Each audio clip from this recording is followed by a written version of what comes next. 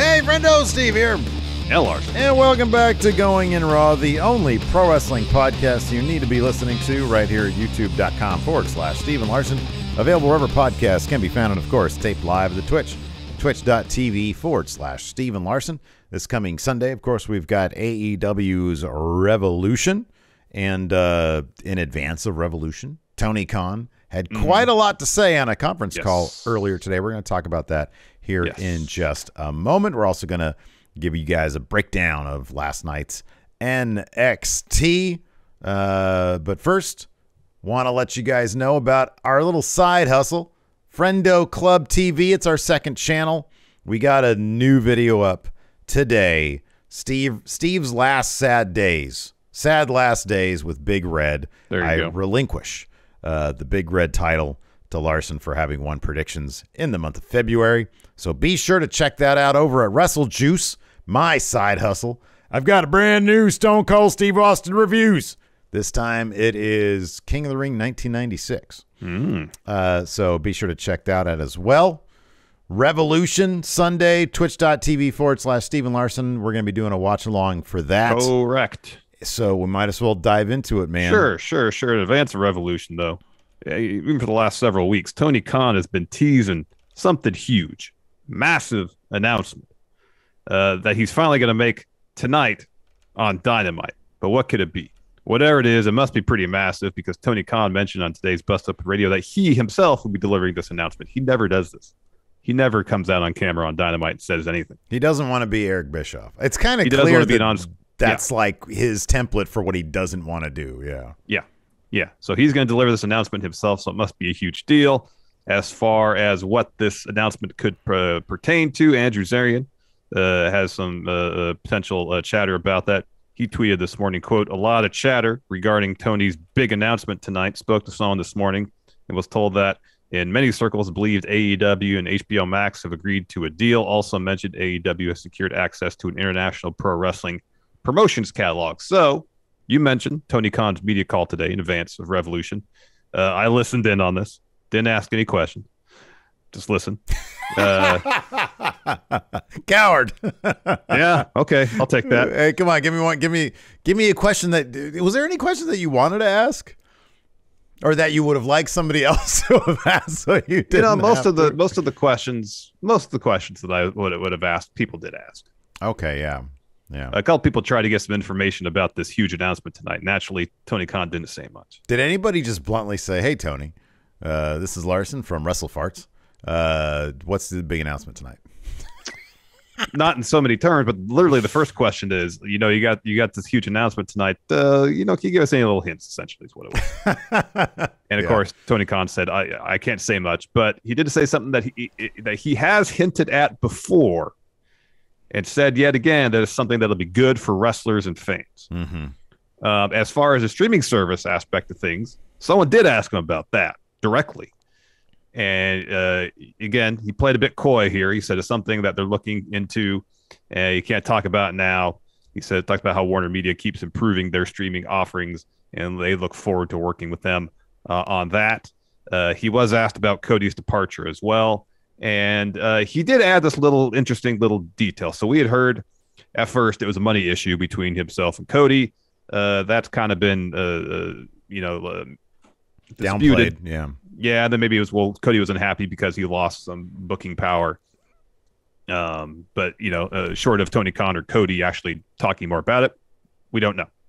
But he did say that he did try to reach an agreement with Cody on a longer extension beyond the option period. That could have rolled over if Tony wanted to. He said he thought they were close to reaching an agreement. They couldn't settle it on it, and they didn't come to terms. And as Tony said, he saw where it was going. He said, "I didn't want to keep someone in AEW who didn't really want to be here."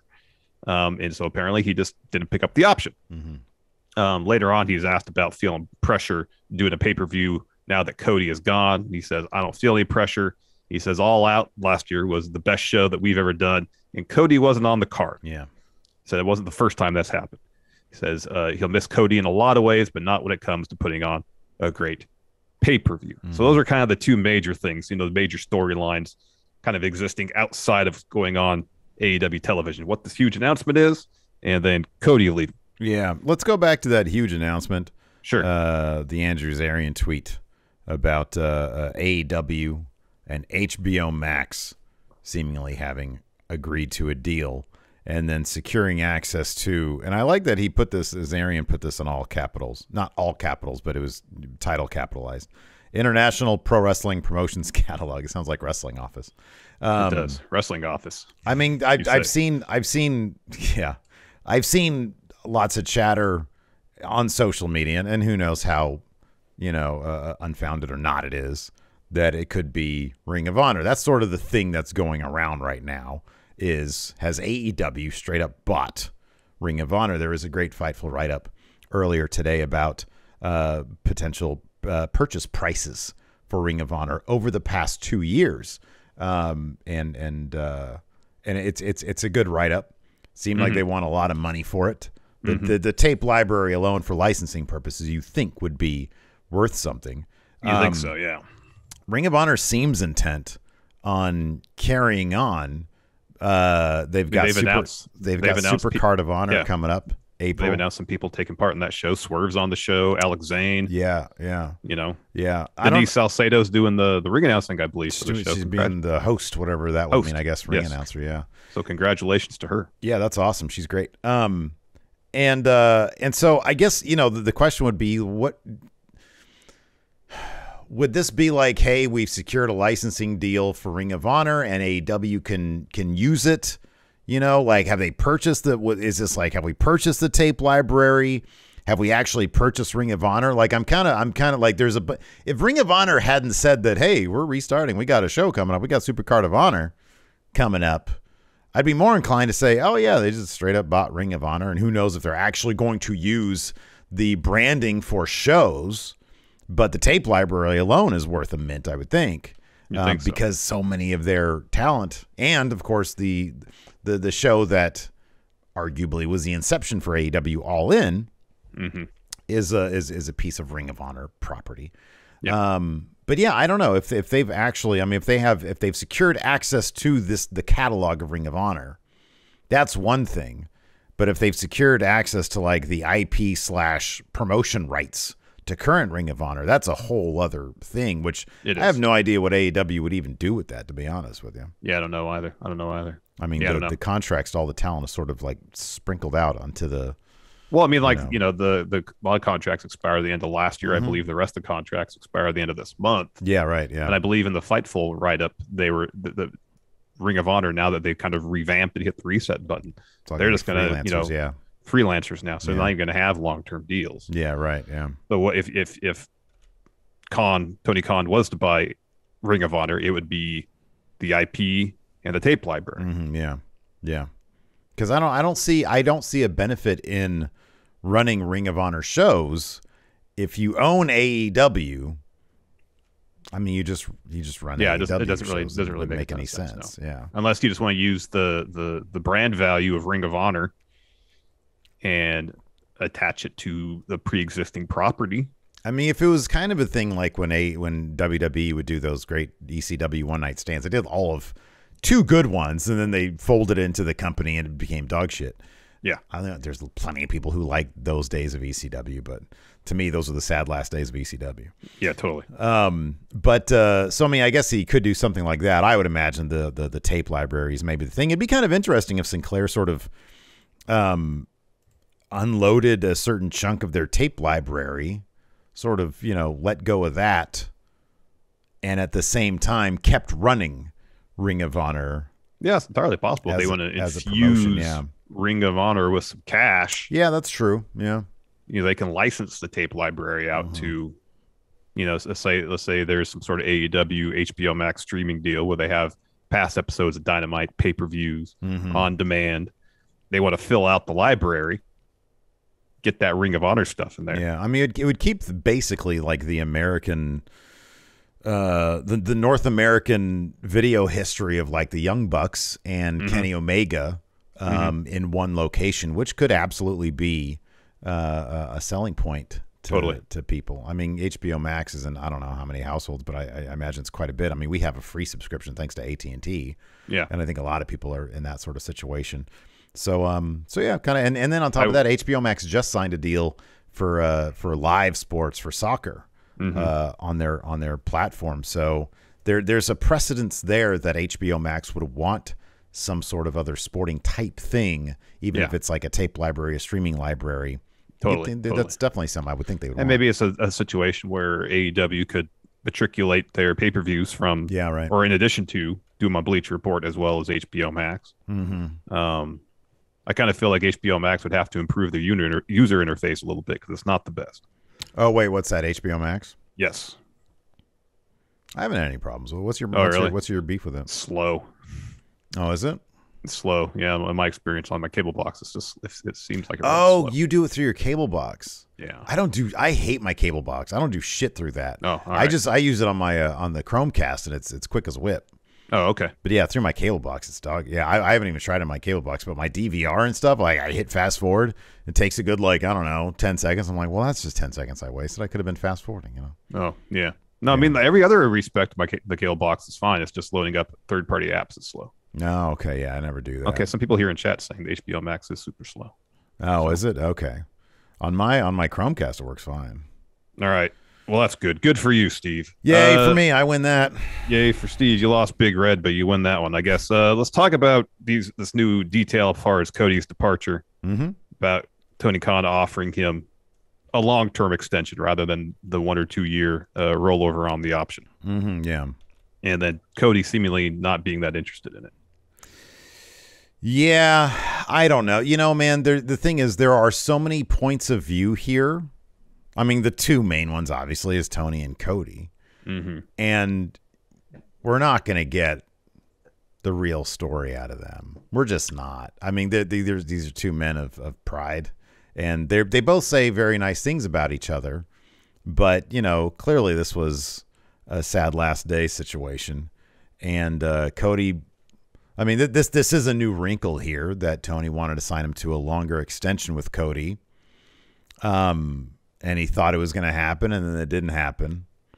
And the bottom line, my personal one, even reading this, even seeing this, still makes me think that the bottom line is Cody wanted to be appreciated in one of two ways: power or money. And he wasn't going to get the creative power that he wanted, so he wanted Punk Danielson money, and he probably wasn't going to get that either. And so, I mean, I know right now the official line on Cody is he's a stay-at-home dad. A lot of people are expecting him to be in the WWE. We'll see if that pans out. And if it does, I guess it means that he got some amount of appreciation in probably for the form of money. Yeah. And he probably realizes that if they're going to be paying him a certain amount of money, they're not going to try to stardust him. Because generally in the WWE, when they give people a ton of money, they're like, okay, this is an investment. We're not going to, put this person, we're not going to mothball this person. We're going to actually use them in a prominent way because we're paying them a bunch of money. That's generally how they work. So, yeah, I don't know. What's your takeaway from all that? Was there anything new that sort of, no, not really. This new detail is interesting, but at the end of the day, as you mentioned, they both seemed intent on keeping the matter private. Yeah, right. And until one of them kind of breaks their silence on it, we're never going to get the full story. And that's their prerogative. We are just in a position to respect that privacy and then, speculate. But beyond that, we may never know. Yeah, and it's like one of those things where it's like, there's the truth, and then there's the 2 points of view surrounding that. And I'm sure we're going to get as much of those points of view as possible. But I wonder if we're ever going to get, I'm sure at some point somebody will write a book 10 years from now, Oh, it's entirely possible. Yeah. Entirely possible. All right, let's take a quick break here to get a word in from our sponsor, ExpressVPN. So, Larson. Yeah. I'm guessing you kind of already know this, but surfing the web without using ExpressVPN is much like using the bathroom without locking the door. Sure, odds are no one's going to barge in and see you doing your business, but there's still a chance that someone could walk in on you while you're pinching off a dude. That's gross, Steve. I know, I'm sorry. I mean, that's more or less what happens whenever you connect to an unencrypted network, like at a hotel, a cafe, or on an airplane. Any hacker on that same network can gain access to your most sensitive personal data like passwords, financial details, and more. They don't even need a whole lot of expensive hardware or technical know-how to do it. That's why I use ExpressVPN, because it creates a secure, encrypted tunnel between your device and the internet. A tunnel so secure it would take a hacker with a supercomputer over 1 billion years to crack. And best of all, ExpressVPN is easy to use. You just fire up the app, click one button, and you're protected. And it works on all my devices, my phone, my laptop, my tablet, so I know I'm protected wherever I go. Secure your online data today by visiting expressvpn.com/GIR. That's expressvpn.com/GIR, and you can get an extra 3 months free. expressvpn.com/GIR. Some other highlights from Tony Khan's media call. He was asked about Jeff Hardy coming to AEW. If that would be a foregone conclusion at this juncture. Of course, Jeff Hardy is still under a no-compete. So Tony Khan can't say yes, Jeff Hardy is coming. Gotta be careful with that. So he said no, not a foregone conclusion. But he'd like to have him in the company. He was also asked about Cesaro, someone who's not under a no-compete. Really put over Cesaro, Claudio. Huge. Says great wrestler, phenomenal athlete, great mind for the business. It's something he's open to, bringing Claudio to AEW. He was asked about trios titles. Sean Ross Sapp asked about that. And, it's something that he's open to, but he said he's waiting for Kenny Omega to come back before pursuing or looking into that anymore. I would imagine he has sort of a division in mind. I mean, obviously you've got the Best Friends, whatever you've got Roppongi Vice within Best Friends, but then you have probably, if Rocky's going to stick around, you're going to have Chuck, Orange Cassidy, and Wheeler, unless it ends up being just Chuck, Trent, and Orange. Yeah. That's a possibility. Yeah, so you've got that. Obviously, you've got Death Triangle. You've got House of Black. Elite. You've got, of course, the Elite. And I think that's what he means when he wants Kenny to come back. Is exactly. They're going to be first champions. Yeah, exactly. That's how I took that as well. Right, yeah. He was asked about doing more West Coast dates, apart from the ones announced. Of course, LA, June 1st. Ontario, June 3rd. What? When's he coming to Sacramento? Tony, I've got this thing called the Golden One Center. He's like, he's probably not interested in Sacramento. He's like, Bay Area, yeah. Sacramento, who's this? no. Larson, Larson your... for Wrestle Farts. Larson, what's your interest level in us coming to Los Angeles? Minimal. I don't want to drive that far. So he did say that a lot of the current dates they're doing now, not all of them, but a lot of them are makeup dates that were scheduled pre-pandemic. Yeah. And it said, once they get through those, then yes, they're looking to do more West Coast dates. He was asked about AEW going to the United Kingdom, something they're looking forward to. He wants to do a show at Craven Cottage, home of Fulham FC. Right. Says one of his favorite places in the world. Something he wants to do again. Can't announce that today. Confirms that Hangman Page versus Adam Cole will be the main event of Revolution. He describes the Revolution card as the most challenging card he's had to put together. There's a lot of stuff going on that card. There is a lot. I would imagine the pacing of it or the placement of it, would be challenging. And there's a lot of matches on there that, on paper, could main event. Yeah, because he was asked about Thunder Rosa and Britt main eventing. Yeah, and he said that's one match that definitely could. There's several others that definitely could. Yeah. Punk MJF could totally main event. I mean, the bottom line is the AEW World Title is always going to main event. I kind of feel like I was on board a little earlier on with Britt and Thunder Rosa main eventing. Unfortunately, I just think that the build over the past month has just been lackluster. It's like I don't know if he's relying too much on the history that they have going back to the Lights Out match and even before then. But the contract signing was really one-sided. It got me thinking. I'm really curious to see what's going to happen tonight on Dynamite with Thunder Rosa and Britt Baker. Yeah. Speaking of which, what else is on deck for Dynamite? Apart from Tony's huge announcement. Tony's big announcement. He was also asked, I saw this about improving the viewership. Brandon Thurston asked about this, about improving the viewership demographic among African Americans. Tony said diversity is important to him. They've improved diversity and representation on AEW's roster. He mentioned Jade Cargill having a prominent role, and also bringing in new talent as well.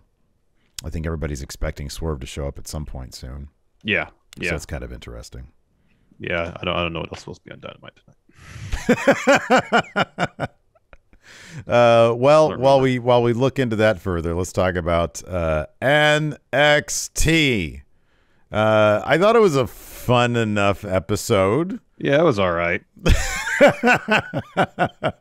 It was all right. Honestly, NXT is kind of the one show where it's hard for me to get a read on. It's like, oh, is Larson going to like this or not? I mean, like the opening bout I thought was fun. Yeah, I liked seeing Ciampa all corny in Braun Breaker's gear. Yeah, that was cool, and it was legitimately a good match. It was a fun match. I mean, honestly, the highlight was literally in the first minute of the show when you got Glorious Bob Roode's theme back for a couple bars, anyways. So that was cool. We got to hear Dolph's theme music, and the match was good. The match was good. And then they had Ciampa win that to motivate him getting into the title match, which is happening next week. Now, suddenly, next week is a special NXT event. Roadblock. Are we going to do that? Are we going to work that into predictions? No, man. Yeah, all the matches kind of seem like gimmicks. Predictions are locked in. Once it's decided at the beginning. What? That wasn't the case last month. Last month, it was going to be cold this winter. You're like, hey, we should do LA fights instead. So don't go and say it's locked in. Okay. Are we going to do Roadblock then? I don't know. I was open it to discussion. No, it's locked in. I say when we do the video at this point, you're right, because that was a bad precedent for me. The thing about LA fights is I don't know why I wanted to change that at last. Because it was a watch along situation, because it was best for business. But no, if we do that, then we have to do a watch along, and I really don't feel like doing that. And just don't say you want to do a watch. It's fine. So yeah, I don't know. Once we do the video, I feel like that it should be locked in at that point. All right. NXT just bringing up these themed episodes. What is that all about? They had the laziest logo for that Roadblock. They're trying to get viewership numbers up. Yeah, they need to, because their viewership numbers are dog shit. Yeah, they are. Yeah. Did anything else? Like, actually, we got. Oh, Last Man Standing now is going to be LA Knight versus Waller. Hopefully, they'll end that feud. It won't. It won't. Yeah, I know. And the main event was good. Carmelo versus Pete Dunne. That was a solid match. That was good. It was just short. It didn't start until like 5 minutes before the overrun started. I know. Even with the overrun, it still felt short. Yeah, but no, it was fine. It was good. I don't know about Pete Dunne. I don't know what you do with Pete Dunne, man. I don't know what you do with Pete Dunne. I mean, he should be main on roster. He should be a main roster. Yeah, I know. But even then, like, I don't know. What are they going to do with him? He's so out of place. I don't know what the deal is. He shouldn't be on 2.0. I'm not sure what they have for him on main roster. It's just, he really should be in AEW, probably. There's too many people there. No, honestly, with those trios titles, British Strong Style, man. That'd be great. Oh, that'd be great. That's the one exception, because I'm kind of on a moratorium right now on saying people should go to AEW. There's too many people. There's a lot of people. Yeah, that's the question you should have asked. Tony, this is Larson. People did ask that. Yeah. The challenge of booking shows with such a large and deep roster. It's too diplomatic of a question. You should phrase it. Your gimmick needs to be keep it real. So you got to be more confrontational about it. Thank you. Yes. This is Larson from Wrestle Farts. You have too many people. I'm sorry? You have too many people. What are you going to do about that? No question. Just tell him. I'm letting you know you got too many people, Tony. Yeah, a couple people asked about booking the show with such a huge roster. Just said it's a good problem to have. Yeah. There you go. John Thon says cold water questions. There we go. Yeah, it was an all right show. Walter versus Solo Sikoa was a decent match. They still need to do something about making Walter feel more like Walter. He just kind of seems like another dude. It's an uphill battle, man. He's not Walter. He's Gunther now. But he still wrecked a dude. I was happy about that. Yeah, he wrecked Solo Sikoa, but like, I don't know, the mystique of Walter is just kind of lacking in NXT 2.0. We've talked about that before. Do you think it's because he lost all that weight? No, I don't think so. I just think like Walter is a huge deal, at least to us. We love Walter. He's a fantastic wrestler. One of the best in the world. Yeah. And he's coming off a historic reign as NXT UK champion. Now, that's not to say that he should come in and they should necessarily completely roll the red carpet out for him in 2.0, but they kind of should because he's Walter and he's that good. So I like Solo Sikoa a lot. I think he's got a lot of upside. And this is no disrespect to anybody in NXT's mid-card. Walter should not be wrestling in the mid-card. He should go whoop straight to the main event. He's a huge deal. Treat him like he's a huge deal. You know, man, I'm sort of trying not to live in Steve Fantasyland anymore, where you and I think that news. You and I think that. Well, there's my Fantasyland, but then there's like just you can't expect this shit anymore, man. This is 2.0 where Champ is coming out dressed like Braun Breaker, where Pete Dunne has to enunciate more. It's just where Walter is now not Walter. Well, Walter is now Gunther, you know, and it's like I can't get the thing. I can't get emotionally invested like that. Yes, he should be a big star, but they're not going to treat him that way because they don't see it the way we see it, and so I just can't get too wrapped up into like, oh, this is how they should be using him. It's not even. I mean, I'd like to think I could at least somewhat take my perspective, my bias. Sure. I like Walter a lot. I think he's great. Yeah. Out of the situation, you have someone that you brought in with fanfare from NXT UK after they held the belt for like 900 days. Yeah. You know, if you want to set up, I'm not saying you have to put the title on him immediately. You have him come out and say, Braun Breaker, I'm coming for you. And you make a story out of it. Yeah, I know. And you give Braun some obstacle to overcome. But Gunther's not going to be NXT champion. Not anytime soon. If this was 1.0, that would have happened. If this was 1.0, that absolutely would have happened. But it's 2.0 is a weird vortex of its own. It's like Cody Allen. It's a weird vortex of its own. Sort of being, I mean, it's more of a bridge with main roster, which means it's more of a weird Pritchard thing. And that just wasn't their thing. And it's honestly, what's just shocking to me is that Walter agreed to any of this stuff. Because, I mean, that's still weird to me that he's like, oh, yeah, shit, I'll come to the United States. For the longest time, he was like, I'm not coming to the U.S. I don't want to live in the States. Mm-hmm. Yeah. And then now he's here, and they changed his name, and I don't know. Yeah. No, I'm with you on that. I did think that it was a fairly dominant performance from Walter. Yeah, it was. He dominated a vast majority of the match. I'm not disagreeing with you. He beat the heck out of Solo Sikoa. Yeah. I'm just saying, outside of a handful of matches he's had, just the mystique of Walter just isn't what it was in NXT UK. And part of that in NXT UK is you didn't see him very often. I know. And when he did, it was a major deal. That was now we're seeing him every week. Yeah. Yeah. He's like a regular character. And he shouldn't be a regular character. I don't disagree with anything you're saying. I'm on the same page. It's just I'm sort of like, well, this is what we have. This is what we're dealing with. Let me ask you something. Let's do this. Let's play an old game I liked. In terms of, we're going to play Who Would You Rather Be? All right. Yeah, I remember this one. Grayson Waller or Gunther? Grayson Waller. Yeah. Grayson Waller's been on Raw already. If they put them in a program right now, Grayson Waller would win. In the end, probably. Yeah. Yes. Because he's going to be the last man standing to this. Well, God, I don't know. Because he's like, literally, hasn't he like won all the matches against? Yeah, I think he has. Because the idea is Waller's won the match, but LA Knight's won the war, you know? Yeah. He stood tall both times. Oh, I can take an L, but I beat you up afterwards. Yeah, exactly. I mean, obviously, let me ask you this. Who'd you rather be right now?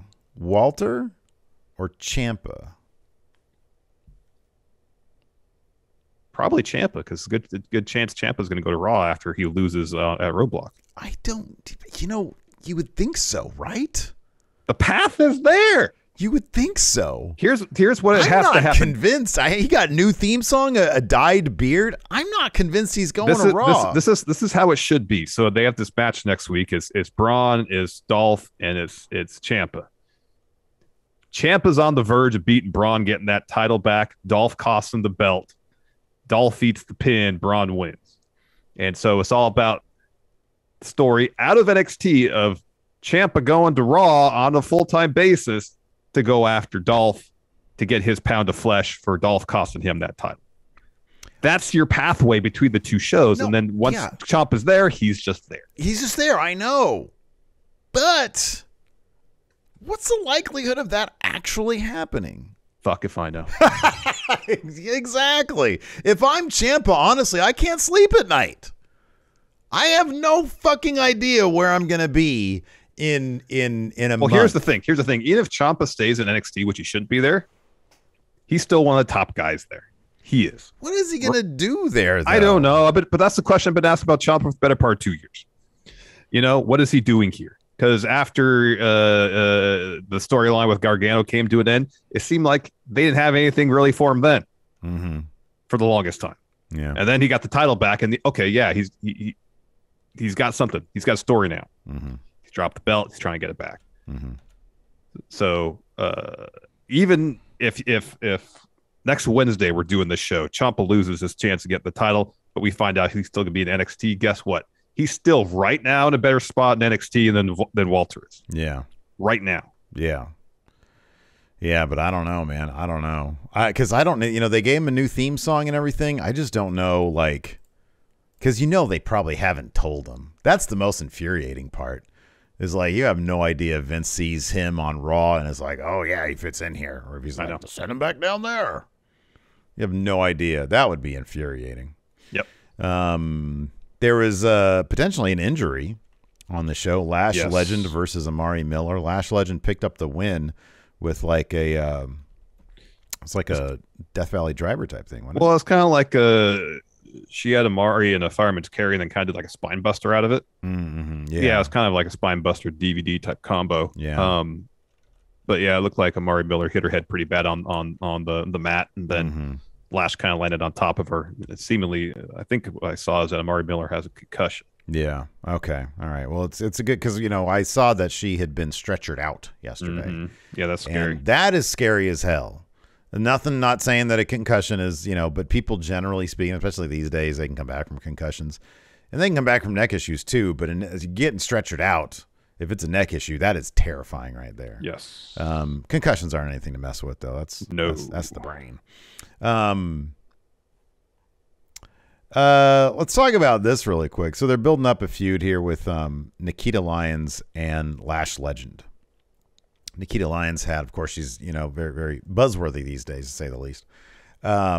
She had a promo where she talked about doing like a face-to-face, I think, next week with Lash Legend or something like that. Yeah, lashing out. Yeah, and it was a very stiff promo. It was very sort of cardboardy. This morning I saw a clip from last week. It was like it was like, I don't know, it was a digital exclusive or something, where Nikita Lyons was with, who's the interviewer there? Is it Sarah? No, it's not Sarah. Mackenzie, thank you. And she is like teaching her how to punch or something, and somebody brings in some nunchucks. And Nikita Lyons starts going off with these nunchucks, and it's very impressive.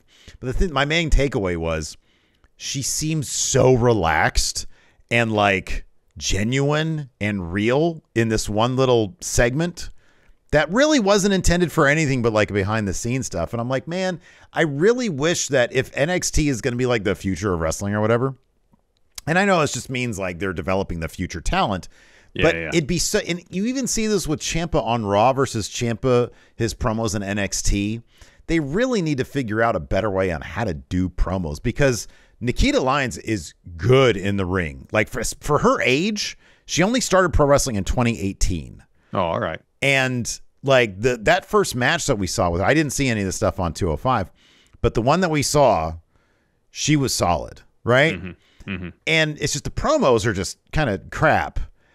But if you can somehow harness a person's like genuine personality and just you try to amp that up a little bit, and not do all these stilted, like just speaking into the camera, trying to remember lines thing. Well, that's something that's a problem on main roster. That's not something that's exclusive to NXT. No, you're right. But this is where they're learning to do that stuff. And I wish that this is where they would develop, like, I don't know, some sort of new way to do this stuff. And you're right. It is a main roster. Let me just make this last point. Sorry. The Xavier Woods King of the Ring win. That backstage bit they showed on like digital. Yeah. And it's just full of emotion. Yeah. And him being genuine. so much more effective than anything really they had him say on TV. Oh, 1,000%. 1,000%. And it was just sort of amplified because I didn't think that Nikita, like I'd never seen her in like a more natural element, but I think of all the goofy promos they had her doing, and I'm like, man, she's really like capturing something when she just goes into the ring. And I feel like they could enhance that by just showing off natural, aspects of her personality as opposed to having her talk awkwardly into the camera. It's just something that stood out this week because I think that she's only like 22 or 23. I think she could be a pretty big deal down the line, Yeah, my understanding is NXT 1.0, that what you're suggesting is what they were doing. Mm-hmm. They weren't necessarily and that's when it was good. Promos. Yeah, that's where it was better, that people will go out there, they make mistakes, they may fumble over their words, but that's how they would learn. Yeah. And then I guess maybe now with 2.0 coming around and them wanting to streamline the process between main roster, where promos by and large are scripted. Now that's what they're doing in 2.0. And outside of people maybe getting like cold reading classes from some acting school, I mean, those are the skills you need to learn. Get a script, analyze it, know your beats, know the subtext, know what you need to hit, and then doing it in a short amount of time. Mm-hmm. That's the skill set they need. I don't know if that's something they're actively teaching. Yeah. I just don't know. Yeah. But you can go back to like the mixed match challenge where they'd have all these great little video packages of seeming like two people, two partners, get a camera crew, and they just go shoot stuff. Mm-hmm, yeah. And it's so genuine and real, and it feels like you're actually getting the true dynamic between these characters, these people, as opposed to some stilted scripted stuff. Yeah. And I mean, that's definitely what's lacking is the level of spontaneity. Yeah, right. In WWE's product that is definitely lacking. Yeah. That's what makes one reason that makes NXT UK so great, because it doesn't feel like anything they're scripted. Yeah, yeah. You watch. I get the feeling a lot of that's improv. Yeah. You watch Supernova sessions, and it's always enjoyable because it feels like they're just riffing. Yeah. And it's fun. Yeah. Yeah, and those guys all have like built-in chemistry because they've by and large like been working with each other for like they 10 years. Know each other for the better part of a decade. Yeah, totally. Anyways, it did start off. NXT started off with Braun Breaker, and Tommaso Ciampa versus the Dirty Dogs. This was good. Tommaso Ciampa was isolated a large part of this. Braun Breaker eventually gets in, gets the tag. Yeah, it's a killer spear on Dolph. Just breaks him in half. Dolph was just selling left and right for Braun Breaker here. All sorts of belly-to-belly suplexes, overhead suplexes, throwing people around. They hit the Steiner's Doomsday Bulldog finish thing. And Rude ends up breaking that pin up. Oh, that was good seeing that. That was good seeing the Steiner brothers' old finish. Yeah, that was awesome. That probably had a name of some sort. Yeah, I remember what it was called. Steiner something. Yeah, exactly. Steiner something or other. Match sort of breaks down. Dolph tries to roll up Ciampa, gets 2 for that. He looks for a super kick. Ciampa does the old Stone Cold HBK, catches the thing, then hits Dolph with the fairy tale ending for the win. So before we move on, White Brownie here says this goes back to what Scotty Tuhati said. He told Vince they need to hire actors for promo classes, but Vince said they're not actors, but reactors. Does he not understand that a good portion of acting is reacting? It is. That's the whole thing. Yeah. That's a phrase that they use. That's actually a phrase that's used in the acting. There's literally, I think, in like Meisner technique, there's an exercise you do where the whole thing is you react to what the other person is doing. Yeah, right. And that is it. Mm-hmm. After that, we have a quick LA Knight promo. He just tells us, the viewers watching at home, put your pizza down, pick up your phone, call him when you know, because he's calling out Grayson Waller. Before we get that, we get a Walter promo. He says tonight, it's Walter. Solo gets what he wants. They call him the street champion of the island, but tonight he's going to make Solo the shame of his island. He says he's going to chop all of Solo's tattoos off his body and replace them with some respect. Yeah. Going to chop all of them. That'd be cool if he did that. I don't think that's physically possible. I don't think so. Yeah. Maybe he can prove me wrong. I don't know if you hamburger meat up somebody's enough. Maybe there'll be enough scarring there. I guess so. The scar tissue would. Yeah, I guess it's possible. If PCO had like a tattoo on his chest that one time, that would have been a good experiment to find out if it was possible for Gunther. Walter. So we got LA Knight promo next. He says himself, Grayson Waller have been going at it for so long just before Halloween Havoc. Of course, they had a match to find out who'd be host of Halloween Havoc. Yes. And he says at that time he left Waller land. Said they put each other through hell in war games, and then Waller stole his car and blindsided him and thought that was enough to get rid of him. Wrong. LA Knight comes back, beats the hell out of Waller. And what did Waller do? Get a restraining order and a bodyguard. Yeah. And thought that'd be enough to keep him away. But no. Last week, Waller, you got a little crafty. You reached down, got a handful of the trunks, got the win. I remember watching it. He was just running down what had happened. Yeah, he even had stills and video on the Tron. Yeah. So on Waller, the video board, as he called it. Waller shows up. He's up on the perch. He says, "LA's right." He says, "I was the winner last night. You were the roadblock, on my path to greatness. But that's done. This isn't a thing anymore." And he hopes the crowd has a terrible night. He's about to leave.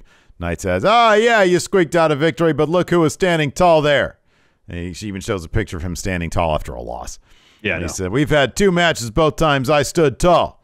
You're all about your likes and tweets." Thought he was cutting a 316 type promo. "You're all about your likes and tweets. Everyone's calling Waller out on Twitter. So prove you got some manhood and prove you can lay him out. He can lay him what?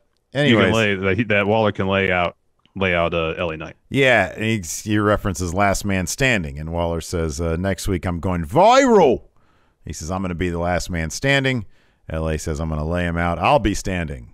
So yeah, hopefully this just gets this done. It's not going to be the end of it, man. Has there been any more chatter about LA Knight on main roster? Remember he was like wasn't he like on main event once or something? Yeah, I think so. Yeah. I think so. So then we have Persia and Indy backstage. Persia's on her phone, and she's like, I hope, Indy, you and Dexter patch things up. Oh, Duke just texted me wishing us good luck on our match tonight. And Indy's like, yeah, Dexter and I will be fine. But are you focused? And then Persia she like literally throws her phone in the locker, closes the locker door, and says, yeah, I'm focused. 3 more wins. We win this Dusty Cup tournament. We another tag title shot. Let's go. So they walk out, and she comes back in, opens the locker, and is back on her phone. And the Indy's like, come on. So she eventually leaves. Yeah. After that, we had Wendy Chu and Dakota Kai versus Indy and Persia. Sad last days for Indy and Persia. Looking that way. Wendy Chu and Dakota Kai get the win here. They've got some pretty good chemistry. Wendy Chu hits a reverse frog splash, and Dakota Kai gets a top rope double stomp to get the win there on, I believe, Indy Hartwell. Nope, Persia ate the pin. Persia ate the pin. It was a 50-50 chance. So, yeah, they move ahead. They're going to be taking on Io Shirai. And no, wait. It's going to be Casey Catanzaro and Caden Carter against Io and Kaylee Ray. Correct. And it's going to be Wendy Chu and Dakota Kai versus the winner of a match later on. Happens later on, correct. Yeah. We get an Imperium and Dynamite video package hyping up the tag title match between Eichner and Bartel and the Creed brothers. Mm-hmm. And then we get Amari Miller versus Lash Legend. Of course, they are partners in their Dusty Classic match last week. They had a backstage segment where they weren't getting along, motivated this match. Lash is in control early on. Amari mounts a bit of a comeback, hits a step-up moonsault, gets 2. And then Lash kind of yanks Amari into the corner, into the second turnbuckle, hits her finish for the win. And then she kind of talks to the camera. Everybody's focused on Nikita Lyons when everyone should be focusing on me. I think that these kind of matches are really, when you watch them, it's really sort of the reason why they need to get back on like a house show loop. Yeah. Because you need reps. It doesn't look great on TV. Mm-hmm. But you develop reps, you develop chemistry with like a certain opponent, then you put it on TV. Exactly. And then it'll probably look a lot better than this. Yeah. After that, we had a Solo Sikoa interview. He says, I heard what Gunther said. Gunther can bring everything that he's got, and he'll keep coming forward. Gunther said he's going to beat some respect into him. Well, respect is a two-way street. Gunther is in for a fight. Oh, I'm sad. I didn't see this next one. Oh, you didn't? No, I'm really bummed out about that. Wow. You would have loved this. Crap. So Briggs and Jensen are on Jensen's phone, and they're just going crazy. The assumption is that Jensen's looking at a dating app. Oh, that's the assumption. So Elektra Lopez walks by right as Briggs is saying, look at that rear end. Oh, sorry, look on the rear end on that thing. I'd like to ride that all night long. So Elektra Lopez stops, turns around and says, excuse me? Oh, no. And so Briggs says, oh, apologize. Jensen, he's looking to buy a new truck. Hold on, your camera froze. Fix that, because I need to see your facial movements in order to really absorb this story that you're telling right now. All right, sorry. So I'll go back to Lopez stops and says, "Excuse me." So Briggs says, "Oh, I'm sorry. He wasn't talking about you. He's looking to buy a new truck." Wow. And he starts talking up this particular truck. I don't know what it was. And Lopez says, "I don't drive those types of cars." And Jensen goes, "Yeah, I've given up on my love life and I'm focusing on trucks now. And I think I found the right one." He's really excited about it. Yeah, that's good. And Lopez says, "It's good you found a car you like because you wouldn't know what to do with a real woman." And Jensen says, "Yeah, joke's on you. I've never been with a real woman." Oh. Boom. Oh, man. And so Lopez walks off. And then Briggs is like, "Do you ever listen to the words come out of your mouth?" And Jensen says, "I do, and I like what I'm saying." And so Briggs just calls Jensen a fool. I'm going to go back and watch these. You would enjoy this. Yeah. This is right up your alley. I actually really appreciate. They're so bad, but they're really fucking funny. You know, the chemistry between Jensen and Briggs is getting better. It is. It's getting better, and I think they're having fun with this, which helps. Yeah, I like that. That's good stuff. I'm going to watch that one now. You know, there are a few things about 2.0 that I legitimately like. I like Carmelo and Trick. I really like. I like Nikita Lyons, and this Briggs and Jensen stuff I really like as well. Next, we got Walter versus Solo Sikoa. As you mentioned, Walter dominated pretty handily throughout. At one point, Solo does reverse a powerbomb, hits a Samoa drop. Walter rolls out of the ring. Solo hits him with a splash off the apron, puts Walter back in the ring, hits a super kick, gets a 2. So Solo goes up top, misses the top rope splash. Walter locks on a sleeper. Solo breaks up with a jawbreaker. Walter then chops Solo Sikoa in the back, sinks in the sleeper again, and as Solo fades, he hits him with a pair of power bombs to get the win with the full body pin. Mm-hmm. Yeah, I know you like that from Gunther. Oh, I love the Walter full body pin. After that, we had a Dolph Ziggler interview. This was a bit of a mess. This was an absolute mess. He was like, "Yeah, tonight I saw Braun's weaknesses. I want Braun one-on-one. I want my title shot." Ciampa walks in, says, "There's a difference between what you want and what you deserve. You might want a title match, but do you deserve one? No. Is there any chance of Dolph being the number one contender tonight? Went out the window when I pinned you." Dolph says, "Ciampa thinks you have some seniority around here, and you're right, you do. Until I walked in. Now I call the shots around here." Braun Breaker, steps in. Says, "Dolph doesn't call anything around here."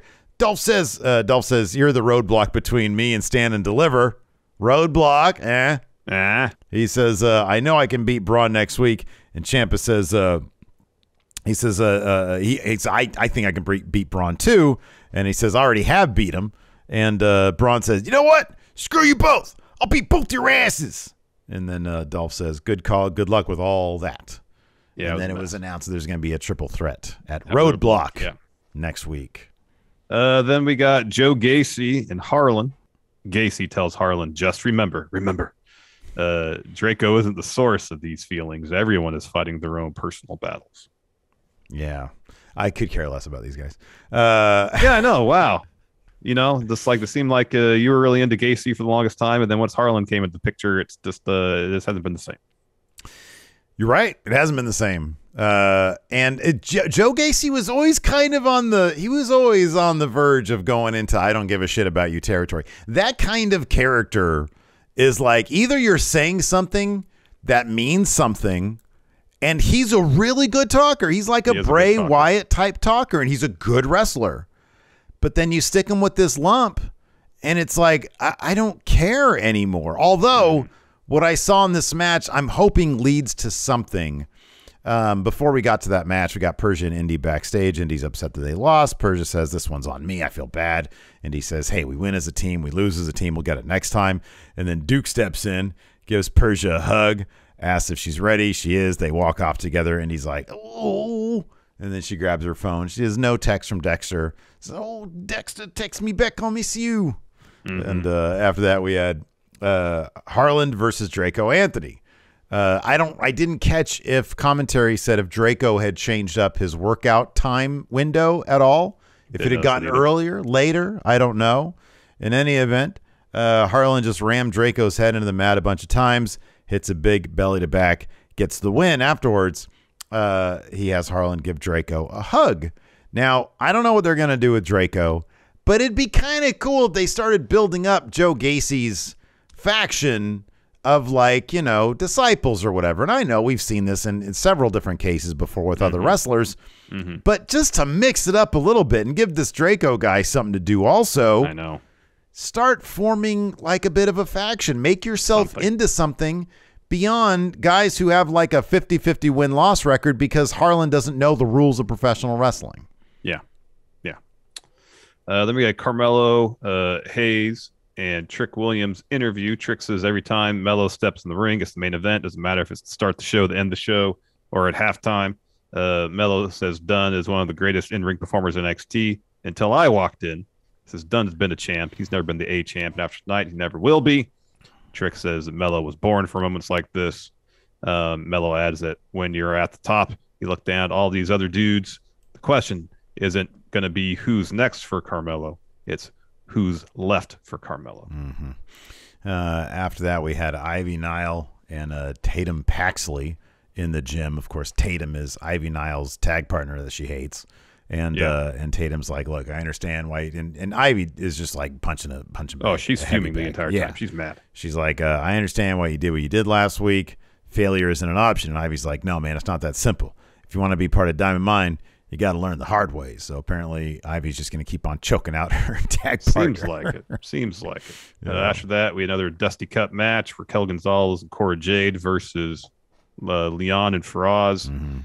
That double high flying bit that Faraz and Leon did was awesome and terrifying because she chucked her up there, and the angle was like. But Raquel did a killer job with both this and then the suicide dive afterwards. Yeah, the tumbling suicide dive, that was great. Yeah, I really appreciate Raquel and Cora as a team, personality wise, have gelled really, really well. They've told this story really well, and in the end, Raquel hits like a power bomb splash with Cora. She power bomb splashes Cora. First, she gives a Chingona bomb onto Faraz. Yeah, I think it's Cora up for like one of those, and then on the way down, rotates so it's like a splash. And Cora's like doing the freaking, hey, look at me. It was cool. It was a nice little bit. They get the win there, so then they take on Wendy Chu. So it looks like your pick and my pick, because you were sort of thought it was either going to be them or EO and Kaylee Ray. Or EO and Kaylee Ray, yeah. Yeah. So it looks like the powerhouses are all going to be going to the finals. That seems to be the case. Next, we get a quick bit. Saray showing off her necklace backstage. Tiffany Stratton walks in, says, "That's tacky." Says, "Saray, you can have one of mine." Saray just says, "No, thank you." And then Stratton throws her into the garage door. And everybody else that was gathered around to look at Saray's necklace is like, "Hey, get away. Hey, don't stop that, man. That's not cool." That should be look, this is the fast forward to when Saray is doing that basement drop kick, that missile drop kick to against the ropes, yeah. Yeah, oh, that's a thing of beauty. She's going to wreck fools. After that, we had a Tony D video package. He says, "Stand and Deliver is going to be my showcase. Hey, I'm going to be a made man." My opponent's going to be he's on the dock sleeping with the fishes. I know. All this stuff. It's just back to literally, this is like the day one video package. Yeah. I know. So next we got Andre Chase versus Von Wagner. This was great because Andre Chase essentially, after months of just being a fucking jobber, just like being dominated, this dude dominated most of this match, and it took a big distraction from Von Wagner laying out Bodie for Chase to come in and then eat whatever big move. Clothesline or whatever. It's like a clothesline than a DVD. Yeah, man. Not. I'm sorry, but not a great sort of re-debut for Von Wagner. You know what? I've realized who Von Wagner basically every way reminds me of. Please tell me. Jack Swagger. Oh. Tall dude. He's got the pedigree. Not the wrestling pedigree. Yeah. You think, okay, he's got the pedigree. He's like a tall dude who's physically imposing. He's reasonably athletic, but there's just nothing that connects at all. Would we have been making as much fun at the expense of Jack Swagger as we are with Von Wagner? I feel like there's something else about Von Wagner that makes him extra sort of fun to poke fun at. I mean, I'm just talking about in terms of why Von Wagner's work overall isn't connecting. And I just see a lot of Jack Swagger there. Okay, all right. That's fair it. enough. I mean, fair I'm enough. not necessarily talking about. I mean, like Von Wagner is not a good name. It's a hilariously bad name, and it's a really oddly specific name. I don't know where it comes from.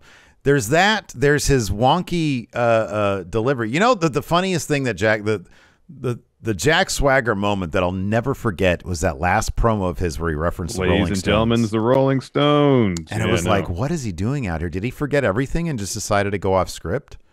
Felt that way. But yeah, what makes me laugh is that, like, I don't remember I wasn't watching a whole lot of Jack Swagger back in the day, but I don't remember Jack Swagger going into who booked this shit? Go in there, have Andre Chase, a guy who traditionally just gets his ass whooped a lot. Andre Chase got so much of his shit in this match. Yeah, I don't know. I was like, why? He's supposed to be this dominant force. It's Von Wagner's world. We're all living in it. We're all living in it. And then he just gets his ass handed to him, and then he has to not cheat, but be opportunist in order to win here. That's not how you're supposed to book Von Wagner. You're supposed to be a power. I mean, that is consistent with Robert Stone's clients, though. Yeah. It's not like a Robert Stone client has ever been booked in a dominant fashion. Mm-hmm. Yeah. White Brownie's got a good point. He's I think what makes Von funny is that Von's entire journey has been funny. That's the thing. Because he was introduced randomly out of nowhere. Yeah, he's putting that main event in the first episode of 2.0. There was the bit that we had with him finding a dead body, which added to his lore here, specifically on our channel. Yeah, I was going to say that's not official canon, but yeah, I get your point. Right. There was the stuff with him and Kyle O'Reilly, which just sort of seemed to fit into our canon with him. Yeah, yeah. But again, a random pairing. Pairing. There was him oddly, like he was the guy training Kyle O'Reilly, who's been wrestling for like 20 years. There's Dabbing with Dan here mentions when he showed up on SmackDown randomly. I forgot about that. That was amazing. Yeah. It's been everything. Literally everything they've done with him has been unintentionally hilarious. And I love it. After that, we had, Von Wagner wins. Nikita Lyons interview. She said she heard what Lash said earlier. She says, Lash should bring back lashing out and we can talk face to face. And hopefully she brings that same energy. And then we had our main event. Carmelo Hayes versus Pete Dunne. Man, that fucking was like a code breaker, lung blower, whatever it was. Oh yeah. That was great. Holy shit. I've never seen anybody sell that before. That was great. In that way. That was awesome. That was really awesome. In the end, though. Yeah, speaking of distractions, Trick gets on the apron to distract Pete Dunne while he's going for a superplex. Dunne has to go over, snap the fingers, and then Carmelo shoves Pete Dunne off the top rope, hits that awesome top rope leg drop to get the win. Afterwards, they make the way up to the ramp. They got some mics. Trick says Melo's still the A-champ, and Carmelo calls himself Goldmine. So he's taking his talents to Dallas. That's stand delivered. He's going to defend the North American title in a ladder match. Yeah, that's going to be good. Are you just assuming it's going to be all the guy like Tony, Grimes, Pete Dunne, or is it going to be like a completely different person? Yeah, I don't know.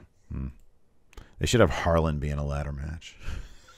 Oh, wow. Could you imagine how dog shit that would be? That'd be pretty lousy. I neglected to put up a QA thread. Apologies to our patrons for that. If people here in the chat want to highlight some messages and give us some, that'd be cool. We'll answer some of your questions. Let's see if there's anything here. Let's see here. Tom says, every other segment on NXT has a dirty joke and it's starting to be cringe and uncomfortable. To me, it's not cringe and uncomfortable. There are some elements. I'm trying to think if there were any. Was there anything last night that would have been embarrassing in front of, like, you know, a significant other or a family member? I feel like at least there wasn't that. No, I don't think so. Like, LA Knight's promo was boring, but it wasn't like... It wasn't bad. I don't think it was cringy I mean, or anything. the closest there was to that is the Briggs and Jensen stuff. Just because their performances, while they have good chemistry, their performances are you know, kind of at best community theater acting type thing. It reminds me of like I had the unfortunate Student film acting, something like that. What was it? It was on after. What was it on after Raw, or what was this on after? Fuck, what was it? I watched something on my DVR, and like Tim Allen's sitcom came on. The newest one? Yeah, not Home All Improvement. Right. Yeah, the newest. Yeah, one. the newer one. Yeah, was it Man of the House or something like that? I think so. Yeah, and it was awful. Yeah, like I caught it. I don't think it was as bad as Big Bang Theory, but it was still really bad. Yeah, I was like, this is horrible writing, just horrible. Yeah, I wonder if he's a pain in the ass to work with. Yeah, I don't know. Don Wagner says apparently Ciampa's gear last night was one of Rick Steiner's old singlets, so that's rad. Oh, that's cool. I know. You know what, man? That's one relationship I would think that is going to be fun. Hopefully, if Ciampa sticks around, and if Braun Breaker is going to be, Braun's going to be around for a long while, that they can reference again, because I get the feeling in real life Braun and Ciampa are getting they probably have developed a real bond because Ciampa has been mentoring this whole time seemingly. Yeah, it seems that way. Yeah, but that's a relationship that I think is really fun to watch on screen. They have chemistry. Don Wagner once says whoop, whoop, whoop, whoop. Let's see here. Freedom says not really a question. You should watch Match of the Year, AZM versus Starlight Kid. Heard nothing but good things about it. Yeah.